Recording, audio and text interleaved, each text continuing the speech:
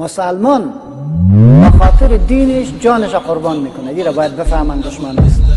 مسلمان به خاطر دینش مالش قربان میکنه، اولادش قربان میکنه و دری افتخار هر کسی که به ارزش های ما توهین میکنه ما امنش میگیره، جانش میگیره. خوش باشه خطا. ما توهین دا در حق پدر و مادرم نمیدانم بپذیرم. میتونیم بپذیریم؟ ما که رسول الله علیه السلام را از پدر و مادرم دوست دارم و میگم فداک ابی و امی یا رسول الله، پدر و مادرم فدایت باشه. تو به رسول الله توهین بکنی ما تو را میمانم و از اعتراض ازیده بکنی چرا این رقم کار کنی؟ بالکل سر تا قطع میکنی.